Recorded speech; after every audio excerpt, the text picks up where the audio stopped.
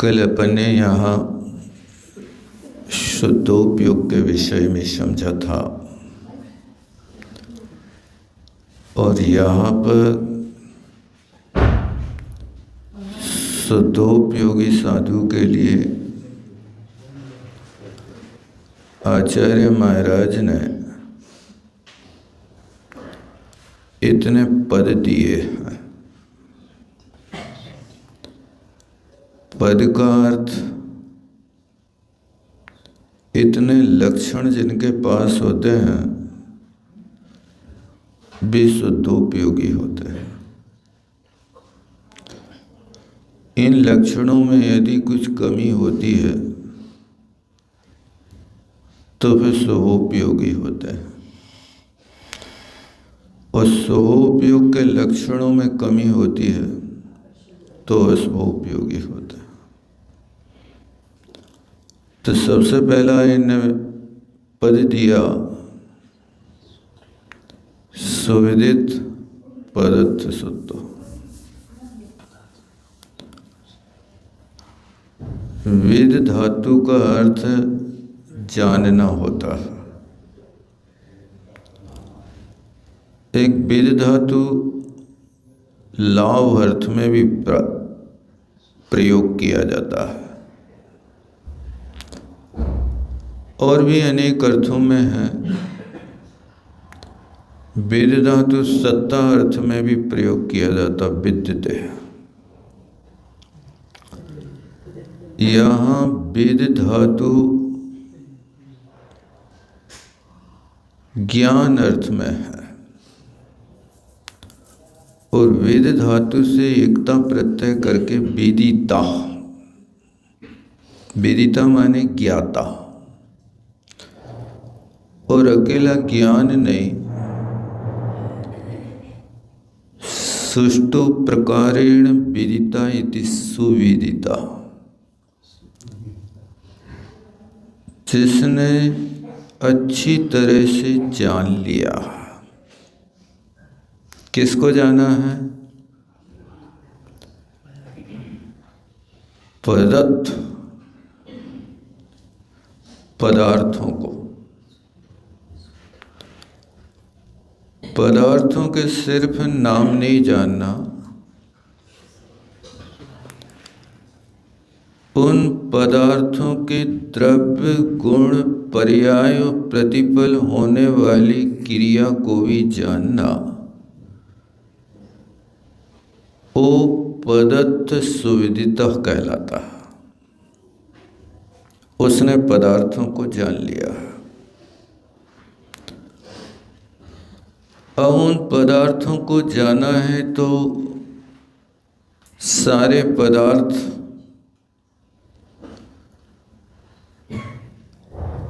कुछ ज्ञान के योग होते हैं तो कुछ श्रद्धान के योग होते हैं। इनका ज्ञान तो कर सकते हो लेकिन साक्षात नहीं देख सकते, इसलिए पदार्थों का विभाजन 3 रूप से कर दिया। सूक्ष्म, अंतरे तो दूरवर्ती। सूक्ष्म पदार्थ हैं वो इंद्रिय का विषय नहीं बनते, लेकिन ज्ञान तो है। जितनी चीज़ों को आप जानते हो हर चीज को आप आंखों से देखो ऐसी बात तो नहीं है ना। श्रद्धान करना।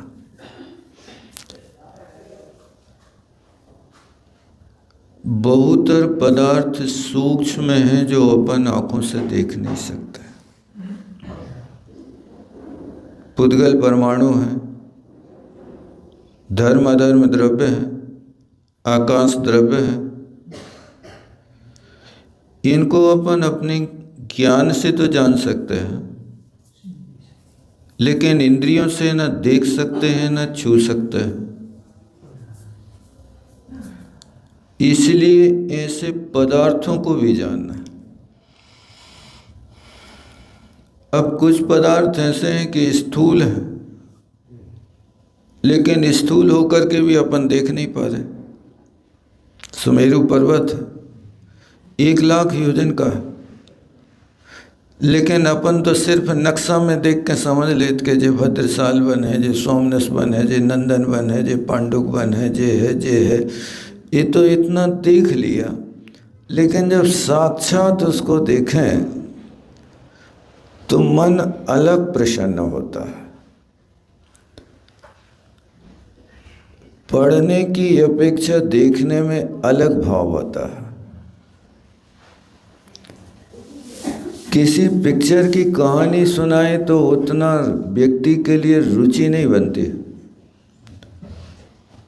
लेकिन वो साक्षात उस पिक्चर में उस कार्य को करते हुए क्रिया को देख के तो लगता अच्छा जे ऐसा है, होता ना ऐसा। इसलिए श्रुति में आज दृश्य चीजों का ज़्यादा प्रयोग हो रहा है। व्यक्ति इतना सुन नहीं रहा जितना देख रहा। मोबाइल टीवी में सुनता कम है, दृश्य ज़्यादा देखता है, होता ना ऐसा। साक्षात देख करके व्यक्ति के भाव फिर अलग होने लगते हैं। तो सुमेरु पर्वत को अपन ने सुना तो है कि 1,00,000 योजन का है, आपने देखा है? हाँ, हमने तो नंदीश्वर में तो देख लिया। नंदीश्वर में तो बना है, लेकिन 10-12 फुट ही का बना। 1,00,000 योजन का क्या होता? कहाँ उस पर कूट है, कहाँ देवों के वास हैं, कहाँ पर सौधर्म इंद्र की सभा है, कहाँ सौधर्म इंद्र का क्रीड़ा गृह है। उन चीज़ों को देखो तो आंखें चौंध आ जाए। अपन ने तो सिर्फ एक नक्शा में देखा है कि तो ऐसे पदार्थों का नाम होता है अंतरित या दूरवर्ती पदार्थ, जो अपनी शक्ति के बाहर, अपने क्षेत्र में तो है, जम्बूद्वीप में तो है, लेकिन अपन वहाँ पहुँच नहीं पा रहे हैं। तो ऐसे पदार्थों को दूरवर्ती पदार्थ कहते हैं। और अंतरित है कि जो हो करके छिप गए, अपन को दिखाई नहीं दे रहे, लेकिन है तो। आदिनाथ भगवान हुए थे, किसी ने देखा है? राम रावण हुए थे, किसी ने देखा है? नहीं देखा, लेकिन हुए तो हैं। इस बात का तो श्रद्धान है। तो आचार्यों ने कहा कि 3 प्रकार के पदार्थों का श्रद्धान करना, सूक्ष्म, अंतरित और दूरवर्ती। आप कहो कि जो हमें दिखता है सिर्फ हम उसका श्रद्धान करेंगे, तो फिर दिखता तो आपके लिए बहुत कम है। सारी चीज दिखती ही नहीं। दूध में कभी घी दिखता नहीं है, लेकिन श्रद्धान तो है। इस तरह से अच्छी तरह से उन पदार्थों का श्रद्धान करना। और दूसरी चीज रखा है कि शुद्धो विदिता, आगम का भी तल्प स्पर्शी ज्ञान होना चाहिए। काम चलाओ ज्ञान से काम नहीं चलता। अच्छी तरह से वस्तु स्वरूप को जितना जितना आप भीतर जाओगे, उतना ही आपको आनंद आएगा। बस इतना है कि सूत्र के अध्ययन में द्रव्य, क्षेत्र, काल, भाव की शुद्धि हो, निराकुलता का जीवन हो, और पढ़ने की रुचि हो, समझने की रुचि हो। जो चीज समझ में नहीं आ रही है, उसको भी भगवान की वाणी को मान करके श्रद्धान करो। भगवान को दोष मत दो कि इतनी कठिन बातें काहे बताई भगवान तुमने। उनसे प्रार्थना करो कि हे परमात्मा, हम इतने दुर्बुद्धि हैं, अल्प बुद्धि हैं कि हम आपकी वाणी को नहीं झेल पा रहे हैं। ये हमारा दोष है। आपने तो वस्तु स्वरूप को बताया है, लेकिन हम जैसे प्रमादी इस कार्य में सफल नहीं हो पा रहे हैं। लेकिन जो चीज़ आज हम नहीं समझ पा रहे हैं भगवान, हम आपके समूह शरण में बैठ करके साक्षात आपसे उस वस्तु को सीखेंगे। आज हम इसकी वाचना करते हैं, आज हम इसका श्रद्धान करते हैं, लेकिन ये संस्कार यदि रहता है तो वो संस्कार आगे तुम्हारे लिए वो फल प्रदायी करता।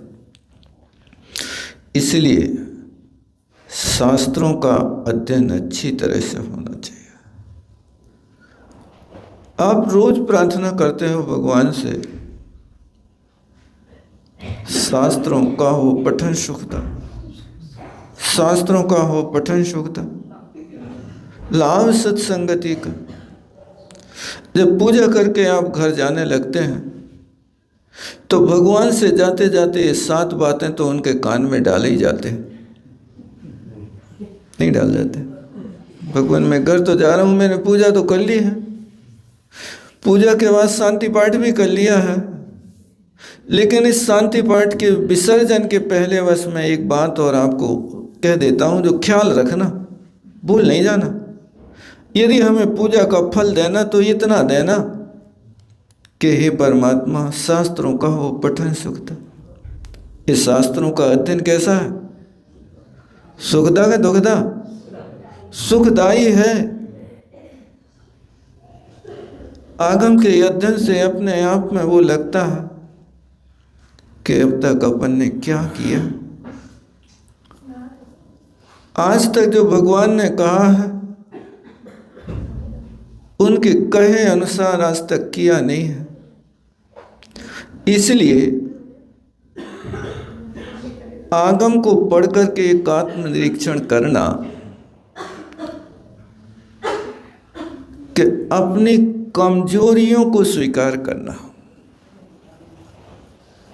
क्या? अपनी कमजोरियों को स्वीकार करना, ईमानदारी रखना।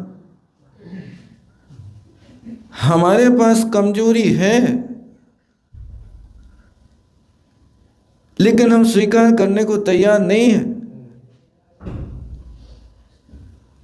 ये अपराध हमारा छूट नहीं रहा। इसलिए जो कमजोरी है, सामायिक करने में नींद आ गई तो ये कमजोरी स्वीकार करना। परमात्मा की पूजा करते समय मन आपका कहीं बाहर चला गया, किसी कार्टून में उलझ गया, तो कमजोरी स्वीकार करना। आपने चलते समय देखभाल करके पैर नहीं रखा, कमजोरी स्वीकार करना। अकेले शब्दों के पढ़ने से प्रतिक्रमण नहीं होता। प्रतिक्रमण करते समय कहते हैं, हे परमात्मा, दब्बे खित्ते काले भावे या कदाहुरा सोहणम। मैं अज्ञानी प्रमादी हूं। द्रव्य के माध्यम से, किसी क्षेत्र के माध्यम से, किसी काल के माध्यम से और भावों के माध्यम से मेरे अंदर जो त्रुटि हुई है उसकी मैं शुद्धि कर रहा हूं। मैं आपके सामने आलोचना कर रहा हूं, क्योंकि मुझे द्रव्य तो बहुत सामना करना पड़ता है। मैं वनवासी तो हूँ नहीं, मैं तो भवनवासी हूँ, और इन भवनों में रहते हुए भी अनेक प्रकार के निमित्त सामने मिलते हैं। उन निमित्तों को देख करके देखते ही जहर चढ़ता, देखते ही। अब वो जहर चाहे मीठा हो चाहे कड़वा, जहर तो चढ़ता है। चाहे राग का जहर चढ़े या द्वेष का, जहर तो जहर है। मीठा जहर भी मारता है, कड़वा जहर भी मारता है। जहर का काम तो मारना ही। कौन सा जहर अच्छा लगता है? जिसको हम अच्छे से खा जाएं, गले के नीचे उतर जाए, उसको हम अच्छा कहते हैं। लेकिन ध्यान रखना,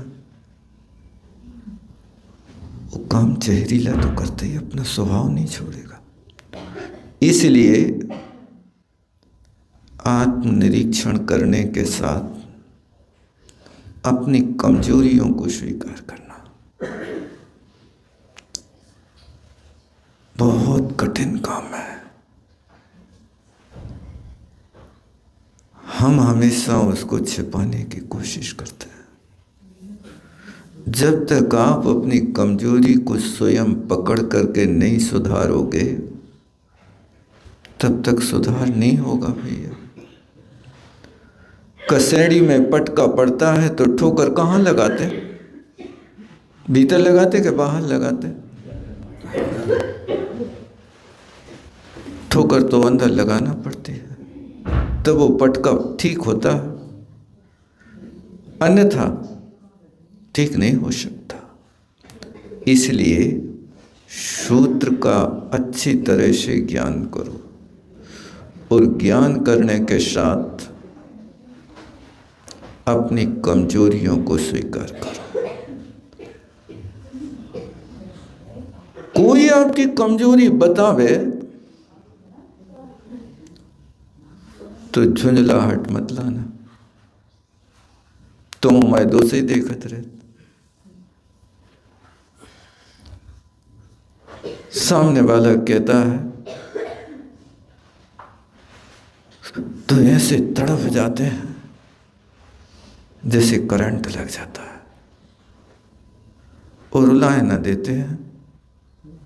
हमारी गलती देखत रहते, हमारी गलती देखत रहते, सहज से स्वीकार नहीं करते कि वहाँ बहुत बड़े उपकारी आपने जो बताया, वास्तव में दोष मेरे अंदर है। अब मैं कोशिश करूँगा कि ये चूक नहीं होगी। इसलिए 4 चीज़ें याद रखो। सुधार स्वयं से हो, प्यार सभी से हो, सराहना सभी की हो, उलाहना किसी की ना हो। याद रहेगा, सुधार स्वयं से सुधार करने का प्रारंभ करें। काय में सुधार करना? जहां भी आगम के विरुद्ध, गुरु की आज्ञा के विरुद्ध चलते हैं, सुधार करो। दूसरों को सुधार करने की कोशिश नहीं करो, सुधार स्वयं से करो। यदि तुम सुधर जाओगे तो सामने वाला तुम्हारा अनुसरण करेगा, आदर्श बनाएगा। दर्पण की एक बहुत अच्छी आदत है,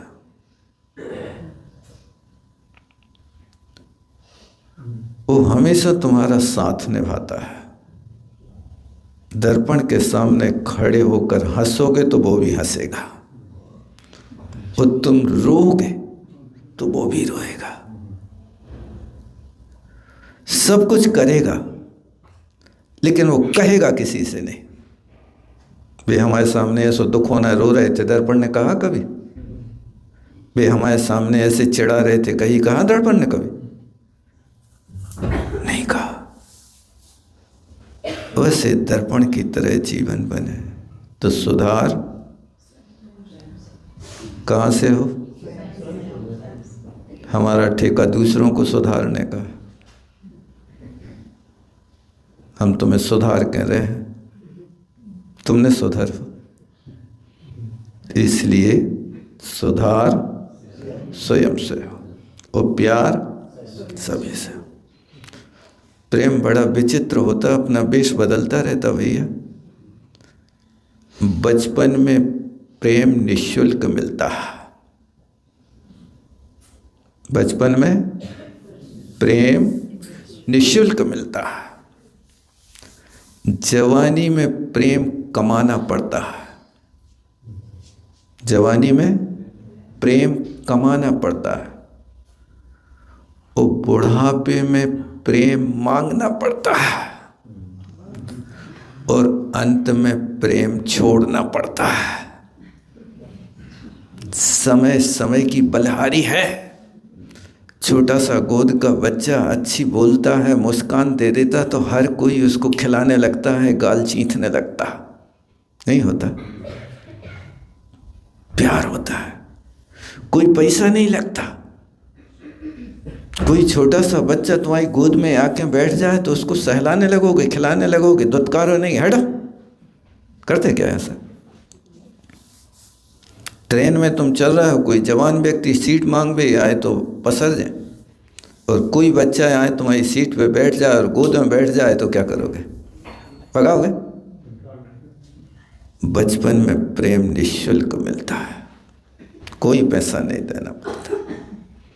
उस जवानी में कमाना पड़ता है। कमाओ, तुम यदि अच्छा व्यवहार करोगे तो प्रेम मिलेगा। संग्रह व्यक्ति का तब तक होता है जब तक प्रेम और स्नेह होता है। तिली का संग्रह तब तक करते हैं जब तक उसमें तेल होता है। उस तिली से तेल निकलने के बाद वो तिली खल बन जाती है। अब जब वो खल बन जाती है तो कौन संग्रह करता बताओ? क्या हुआ? जो इतनी प्यारी तिली के दाने मोती की तरह संभाल संभाल के रखे थे, आज स्नेह निकालने पर वो पिंड्याक खंड कम, खली का टुकड़ा काला काला क्यों हो गया? स्नेह निकल गया, प्रेम निकल गया। आपके अंदर से यदि प्रेम निकल जाए तो खली के टुकड़े की तरह काले घर के लोग धक्का मार के बाहर कर देता है, कोई संग्रह नहीं करता फिर। इसलिए जवानी में कमाना पड़ता। कमाओ। कैसे कमाए? अच्छा व्यवहार करो, हर व्यक्ति को देख करके अंदर में प्रसन्नता हो, घृणा किसी से ना हो। कोशिश करो। जवानी में कमाना पड़ता है और बुढ़ापे में मांगना पड़ता है। प्रेम कमजोर हो जाता है तभी तो ससुर और दादा कहते हैं बेटा एक गिलास पानी ले आओ। नपतारा निकटम नहीं आती, नाती पोता पास में नहीं आते हैं, दादा वही पांव दबे हैं, करना पड़ता है। इसलिए बुढ़ापे की तैयारी पहले से कर लो। अच्छा व्यवहार बनाना सीख जाओ। पैसा कम काम में आते हैं, व्यवहार ज़्यादा काम में आता है। आपने लाखों की एफडी बना भी रखी हो, लेकिन वो एफडी पाँव नहीं दबाएगी, एक गिलास पानी नहीं पिलाएगी। हम नौकर लगा लें, भैया नौकर भी तुम्हारे पुण्य नहीं होगा तो काम नहीं करेगा। इसलिए बुढ़ापे में प्रेम मांगना पड़ता है। मांगना ना पड़े वो व्यवहार बनाओ, और अंत में तो प्रेम छोड़ना पड़ता है।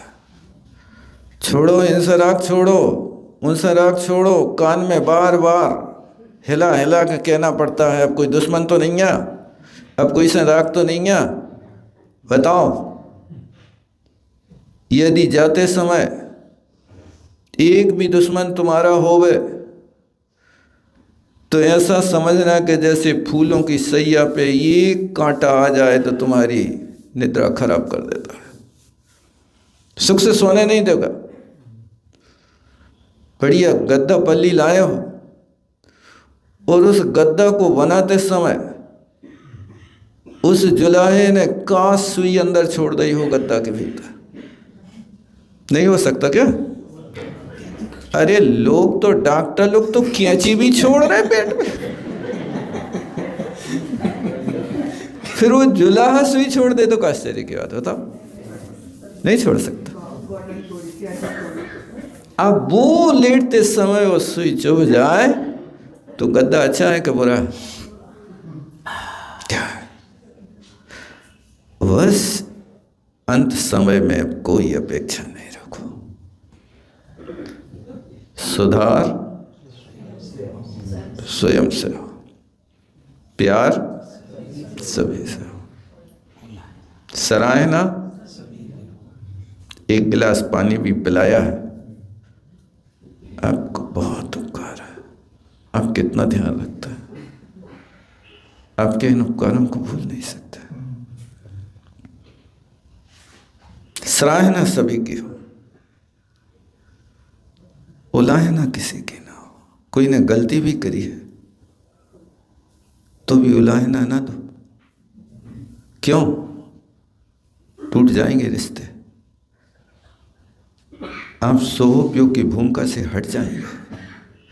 इसलिए एक पद अच्छी तरह से देखो, इस सुवृत पदार्थ चित्त से दो चीजें निकल आई। कौन सी दो चीजें निकल आई? एक तो वीतराग सम्यक दर्शन और वीतराग सम्यक ज्ञान। आया समझ में? सुविदित पदार्थ से लगाना वीतराग सम्यक दर्शन, और सुविदित शुद्धो इससे लगाना सूत्र का अर्थ जान लिया, अर्थात सम्यक ज्ञान हो गया। दो चीजें आ गई ना। यानी शुद्धोपयोग पाने के लिए पहले सम्यक दृष्टि बनो, फिर सम्यक ज्ञानी बनो, और वो सम्यक ज्ञान ऐसा हो कि जो सराग को छोड़ करके वीतराग की ओर कदम बढ़ा रहा हो। ठीक है ना? अब तीसरी बात कह रहे हैं कि संयम। आप शुद्धोपयोग संयमी को होता है, असंयमी को नहीं होता है। इस गाथा से अच्छी तरह से समझना।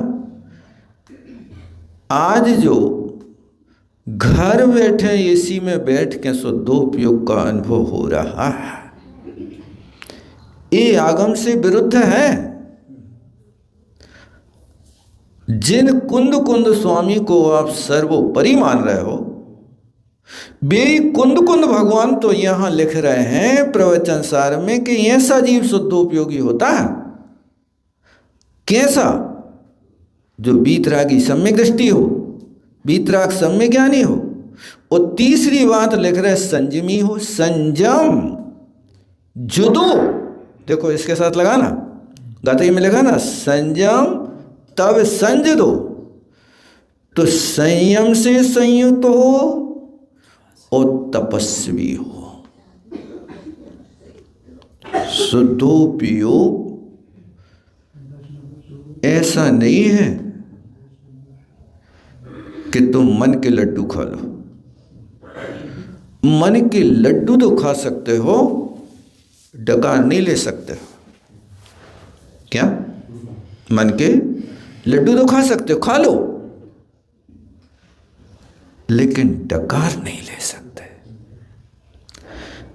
खाली कुकर को मुख खोल के गैस पे रख दो, उसमें बिसिल नहीं बज सकती है। बिसिल कब बजेगी? जब भरो होवे, मुख बंद होवे। जब मुख बंद होगा तभी तो बिना शब्द के उपदेश देगा। भाई क्या दाल पक गई, अब खा लो, निकाल लो। एक बार नहीं, जैसे महाराज 3 बार शुद्धि बुलवात, मन शुद्धि, वचन शुद्धि, काय शुद्धि। 1 सीटी, 2 सीटी, 3 सीटी आती कि 3 ही आती ना? क्या और कमान लगे हैं? जितनी लेने होए 3 तो है कम से कम, 3 तो लेना है। अब वो ध्यान से सुने, 3 सीटी का नहीं सुने कि इग्नोर करत, बच जाए जितनी बजने हुई है। ऐसा हो जाएगा हैं?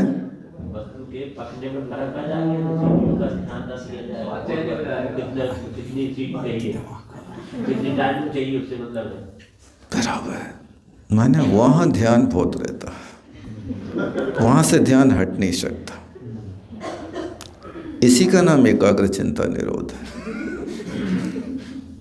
एकाग्र चित्त वहाँ लगा है कि तुम कुछ भी काम कर रहे हो, 3 सीटी का उल्लंघन नहीं होगा। या तो आग बंद होगी या कुकर नीचे होगा। हो जाता ना ऐसा। और थोड़े चूके तो कुकर फटेगा, और कुकर फटे तो मकान भी फट सकता, नहीं हो सकता। तो यहाँ पर इनसे संयुक्त हो, संयम संजो तब दिया। तो क्या हो गया देखो, दर्शन ज्ञान चारित्र तो पहली शर्त है शुद्धोपयोग की, कुंद कुंद स्वामी ने कही है। कोई न माने तो प्रवचन सार की 14 नंबर की गाथा को खोल ले, अपनी आंखों से देख ले और सुनो। अभी इससे काम नहीं होगा तब भी करो। कौन से तब करें? जो दोष लगे हैं उन दोषों की निंदा, गर्हा, आलोचना, प्रतिक्रमण करते हुए प्रायश्चित लो। हमने तो देख करके काम किया भैया, देखने के बाद भी अनदेखा हो रहा। बादर जीवों को तो देख सकते हो, सूक्ष्म जीव कहां दिखाई दे रहे तुम्हें? और बादर जीव भी कुछ इतनी छोटी अवगाहना के हैं कि जो दिखाई नहीं देते। करो प्रायश्चित। प्रायश्चित करना क्या है? अंतरंग तप है। प्रायश्चित करना क्या है? अंतरंग तप है। क्योंकि अंतरंग तप के 6 भेदों में प्रायश्चित, विनय, वैयव्रत, स्वाध्याय, विसर्ग, ध्यान, ये 6 चीजें रखी हैं। और बाहर में अनशन, औमुदर्य, वृत्ति परिसंख्यान रखा। बाहर के तप तो बहुतर तप खाने पीने से जुड़े हैं। बिल्कुल न खें, हैं तो थोड़ो खें। थोड़ा खाना मतलब औमुदर्य हो गया, और बिल्कुल नहीं खाना अनशन हो गया। और व्रत ले लिया कि बे पड़ गए तो जे, चांदी की थाली से पड़ गए तो जे, ये व्रत हो गया। तो वृत्ति परिसंख्यान हो गया। अब रस परित्याग है। आज नहीं लेंगे हम, दूध नहीं लेंगे, मीठा नहीं लेंगे, नमक नहीं लेंगे। ये रसों का त्याग कर दिया। ये बाहरी तप है। तो इनके लिए भी करना है संयम, संजदो, तवो, संजदो। ये संयुक्त शब्द दोनों के साथ लगाना। और पहले पद में सुविदित पदार्थ और सूत्र में लगाना। देखो आचार्य महाराज ने ऐसा युगल बना करके रखा। अब यहाँ तक संयम और तप होकर के चारित्रवान भी हो गया। माने गाथा के इन 2 पदों से रत्नत्रयधारी होना चाहिए। ठीक है ना? अब तीसरे पद पे चल रहे हैं, विगत रागो। अब राग से भी विगत होना चाहिए। तो यहां विगत राग को लिखा है, विगत द्वेष तो लिखा नहीं। हम राग नहीं करें, लेकिन दुश्मनों से क्षमा भी नहीं मांगे। भैया जहां जहां नारद है वहां पर्वत मिलेगा। जहां राग है वहां द्वेष रहेगा। क्योंकि राग का एक गुण स्थान ज्यादा और द्वेष का एक गुण स्थान कम। द्वेष के गुण स्थान 9 और राग के गुण स्थान 10। जब तुम 10वें गुण स्थान में पहुंच जाओगे तो द्वेष तो वहां टिकेगा नहीं, कहीं दवाई को भी नहीं मिलेगा। इसलिए विगत राग, राग को नष्ट करोगे तो पहले हो जाएगा। शरीर का त्याग करोगे तो रसना का त्याग होगा कि नहीं होगा? शरीर का जहां त्याग होगा वहां रसना का त्याग होगा कि नहीं? जहां शरीर से चमड़ी उखड़ जाए वहां रोमकूप रहेंगे कि नहीं? ये तो पहले ही चले जाएंगे। इसी तरह यहां पर भी विगत राग कहा है, तो सबसे पहले हमें राग को त्याग करना कि द्वेष को त्याग करना। अभी जिस भूमिका में हैं उस भूमिका में दोनों के लिए प्रयास करो। इतना राग मत करो कि जिससे तुम्हारी दुर्गति हो जाए। याद है, जासुत विरह मरी हुई बाघन तासुत देह बिदारी। माँ ने अपने पुत्र से इतना राग कर लिया, इतना राग कर लिया, इतना राग कर लिया कि उस राग में मर के माँ व्याघ्री हो गई। और फिर ऐसा पासा पलटा कि जब वो माँ व्याघ्री हुई तो वो राग द्वेष में बदल गया। मेरी बात नहीं मानी थी पगला तूने, अब मैं देखती हूं, तेरे रग रग का खून पीऊंगी मैं। और उसी माँ ने जो घर में ताला लगा के रखे थी बेटा को, वही माँ खुले ताले के बाहर अपने प्यारे बेटे को, प्राणों से प्यारे बेटे को क्या कर रही है?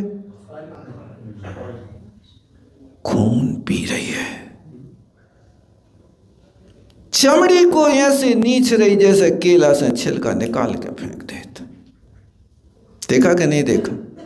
सुकोसल महाराज के साथ ये हुआ।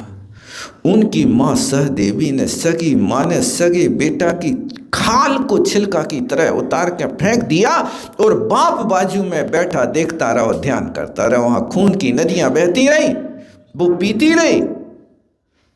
और पिता से होता स्वयं जगत परिणाम, मैं जग का करता। मां खा रही है, पिता देख रहा है और बेटा शरीर खुआ रहा है। खा ले बेटा, संतुष्ट हो जा। एक राग का त्यागी है। सामने घटना घट रही है फिर भी एक बार भी पिछी नहीं हिलाई कि जो कम से कम भग जाए। खांस देते तो भी उसको समझ में आती, मूर्तिवत बैठे रहे। परिवार ही तो है, वो पिता है, वो पुत्र है और वो माता है, तीसरा तो कोई है ही नहीं। इसलिए इतना राग मत करो कि वे आस्तीन में सांप पल रहे हैं आपकी आस्तीन में, आपको पता नहीं, पता नहीं है। इसलिए उतना राग करो जिससे काम चल जाए। तो काम चलने के बाद उससे भी छोड़ने की कोशिश करो। और इतना द्वेष मत करो कि सगी भाभी और अपने देवर मुनि महाराज को सियालनी भर करके खा जाए। एक सियालनी जुग बच्चा पांव भको दुखवारी। एक सियालनी और 2 बच्चों को ले आई। उस समय उन महाराज ने तो लात ही मारी थी उसको। एक लात का बदला ये हुआ कि माँ और 2 बच्चों के साथ उस पैर को खा रही है। इसलिए द्वेष की कड़ी भी इतना न हो कि उस द्वेष का बदला लात मारी तो लात खाएंगे, तुमने बात नहीं मानी तो तुम्हारी हम जान खाएंगे। इतना नहीं करो। राग छूट नहीं सकता, लेकिन समझदारी से काम करो कि जैसे अपन अपना काम चला लेते हैं और उससे दूर हो जाते हैं। अग्नि के साथ अपन खेलते रहते हैं, लेकिन अग्नि जलाती है इस बात को तो हर कोई जानता है, किंतु अग्नि के बिना काम तो चलता नहीं। चलाओ, काम चलाओ। बस इतना है कि अग्नि के पास जाओ, रोटी सेंकबे तो चमीटा वो झरिया पास रखो। क्या रोटी के पास जाते हैं, अग्नि के पास जाते तो कैसे जाते हैं? रोटी सेंकना तो क्या करोगे? झरिया रखो, चमीटा रखो, एक आध कपड़ा रखो, अपना गुजारा चला लो, कम हो जाए छोड़ दो। इसी तरह यहाँ पर भी राग करना पड़े तो बस चमीटा झरिया की तरह अपने पास रखो और बाकी हाथ जोड़ो, पिंड छोड़ो, गोंद की तरह चिपकने की कोशिश न करो, अन्यथा बहुत मुश्किल पड़ेगा। ये विगत रागो शब्द बहुत प्यारा शब्द दिया है। कहाँ से कहाँ आ रहे हैं, माने विगत राग शुद्धोपयोगी बीतरागी बनता है। जहाँ कपड़ों का लफड़ा है वहाँ तो बहुत बड़ा राग है भाई साहब। आप कैसे कह रहे हैं कि हम बीतरागी हैं, हमें बिल्कुल कोई सा राग नहीं है? ये तो वो व्यक्ति है कि शोवचन बाधित हो रहा है। कोई लड़का कहे, पूछें कि बेटा तुम कौन के बेटा, और वो कहे मैं बंध्या की संतान हूं। अरे मूर्ख, तेने तो बिल्कुल ही नाक कटवा दे। जिस बंध्या की संतान होती नहीं है उसकी बेटा हो तो। इसी तरह जिस स्थान पे जहां शुद्ध उपयोग होता नहीं, वहां यदि कोई कहे कि मैं शुद्ध उपयोगी, तो बंध्या के पुत्र की तरह नाक कटवा रहा है। वो समझदारी से काम नहीं कर रहा है, बहुत बड़ा अनर्थ कर रहा है। इसलिए ये बेगद रागो शब्द दिया। और फिर इतने ही नहीं, इतने में मन न भरे, वो तुम ये सारे पद घर में लगा लो, तो फिर एक पद और दे दिया समड़ो। ये श्रवण के होता है, श्रवक के नहीं होता। श्रवण कौन होता है? ग्रह त्यागी है। अंतरंग बहिरंग परिग्रह का जिसने त्याग किया है वो श्रवण है। और उस श्रवण के साथ में देखो शर्त है, सोहे सम दुख सम। सुख में फूले ना, दुख में कूले ना। इस श्रवण के पास सुख और दुख जहां समान है, ऐसा शुद्धोपयोगोति भणितो, इसको शुद्धोपयोग कहते हैं। कितने विशेषण मिले देखो अपन को।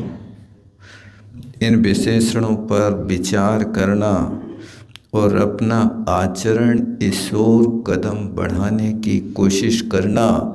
अमृतचंद स्वामी क्या कह रहे हैं इसको अपन बाद में देखेंगे। हम लोगों को क्या करना चाहिए?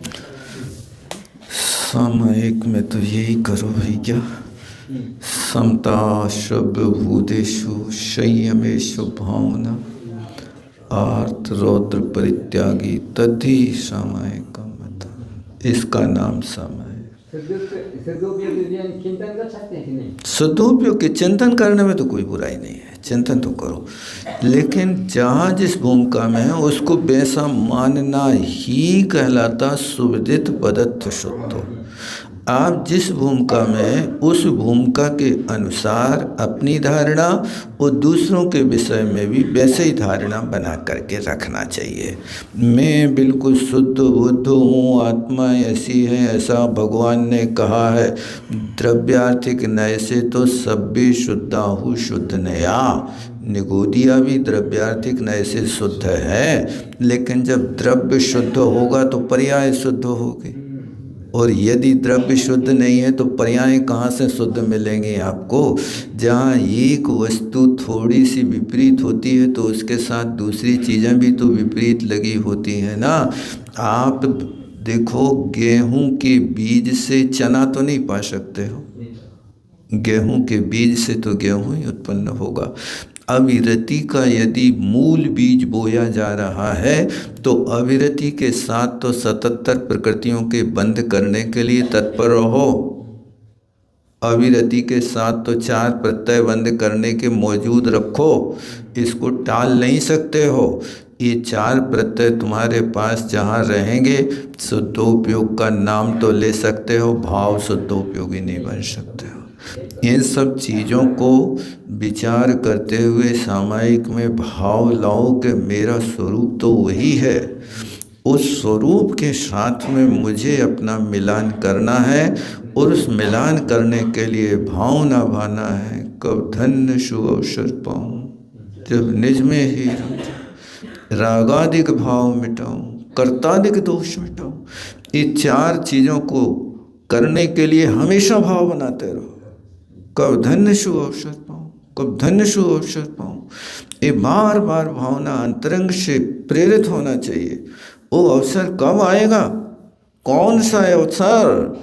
जिनो यथा पाणी पात्रो दिगंबरा, ऐसा पाणी पात्र दिगंबर होकर के यथा जिनो, जैसे जिनेंद्र भगवान है, वो अवसर कब मुझे प्राप्त हो, ऐसे अवसर की प्रतीक्षा में रहो। कब धन्य शो अवसर पाऊँ, कब धन्य शो अवसर पाऊँ। काय का अवसर? निज में ही रम जाऊं। इसलिए जैसी बार बार आंख बंद होने पर भी कोई थोड़ी सी खनक आवाज आ जाए तो आंख खुल के कौन आया, कौन आया। इसी तरह वहां पर भी बार बार अंदर डुबकी लगाओ। वो मन कहेगा कि हम उब रहे, नहीं बेटा उबो नहीं, आप तो शांति से बैठे रहो। जैसे वर्णमाला में यू है, यू है ना, यू। तो पूछा कि ये युवता क्यों नहीं है? तो बोले यू टी और भी के बीच में बैठा है, इसलिए नहीं उबता।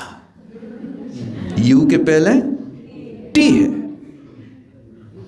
और यू के बाद में भी है, इसलिए जहां यू टी और भी के बीच में होए तो कभी न हुए। इसी तरह अपन भी नहीं हो, टीवी हो गई,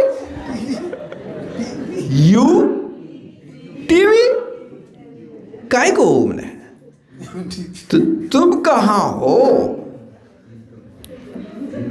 आप उस स्थान पर रहो कि उबे ने बार बार डुबकी लगाओ। कहाँ लगाओ? भीतर जाने की कोशिश करो, उबना नहीं। और कहना कि हे आत्मन, कब धन्य शुभ अवसर पाऊं, शरीर में रमा हूं, अब आत्मा में रम जाऊं, ऐसी भावना भाऊं। और करना का है? रागादिक दोष हटाओ राग की परिणति। कैसे हटाएं? उस समय पाके बताएं। महर्षि, निवेदन है हम सभी बहनों का कि जो पात्र गंदा है उसको साफ करने के लिए प्रतिक्रमण से विशेष कुछ नहीं होता, और प्रतिक्रमण की भाव वासना आपसे अच्छा साइड कोई नहीं बनवा पाएगा। तालियां बजा दो। के तालियां बजवा रहे? सब बहने कह रहे हैं प्रतिक्रमण पढ़ते हैं, आप हमेशा बोलते सम्यक ज्ञान का जब विषय दिया, शब्दार्थ या भाव, सब बहने बोली भाव कहाँ से लाए? अभी आपने बोला पात्र मांझो जिन लिंग को प्राप्त करना है, तो पात्र मांझने के लिए मतलब जहाँ भी आप बोलते हैं तो वो मांझना है, भाव बताएंगे प्रतिक्रमण में महर्षि, तो भाव बहुत अच्छा हो जाएगा। देखो प्रतिक्रमण में एक तो अंतरंग तप के अंतर्गत रखा प्रतिक्रमण, प्रायश्चित तप के 9 भेद है, प्रायश्चित तप के 9 भेद हैं। उन 9 भेदों में आलोचना, प्रतिक्रमण, तदु है। ये यहाँ पर तो तप में है और यहाँ प्रतिक्रमण मूल गुण में है। मुनि महाराजों के 28 मूल गुणों में प्रतिक्रमण है। समता समारें, थुति उच्चारें, वंदना जिन देव को, नित्य करें प्रतिक्रमण। ये पंक्ति आप याद रखो, यानी मूल गुण में भी प्रतिक्रमण है और वहाँ पर उत्तर गुणों में भी प्रतिक्रमण है, और जीवन का अंत भी उत्तमार्थ प्रतिक्रमण से होता है। इसलिए इस पे अच्छी तरह से मास्टरी होना चाहिए। दिन कर्म के पश्चात कौन सा? दिन कर्म, स्नान आदि करके शंका के बाद जो कायसर की व्यवस्था है वो व्यवस्था 2 प्रतिमा से चालू हो जाती है।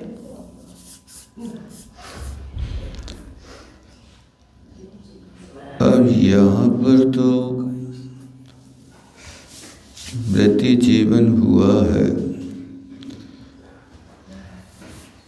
तो प्रतिष्ठापन समिति के साथ में कहीं सूक्ष्म जीवों की विराधना हुई हो तो कार्योश्वर करना माना जाता है। मूलाचार में साधुओं के लिए तो प्रतिष्ठापन समिति का उल्लेख किया, श्रावक के लिए हमारे पढ़ने में नहीं आया, लेकिन करते हैं तो अधिकश अधिकम फलम, जितना ज़्यादा करेंगे उतना अच्छा रहेगा, इसलिए करते हैं। तो ये साधु पद के योग्य आचरण कहलाता है। इसमें कुछ दोष तो नहीं है, लेकिन शिक्षा व्रत में आप जितना पालन कर सको कर सकते हो।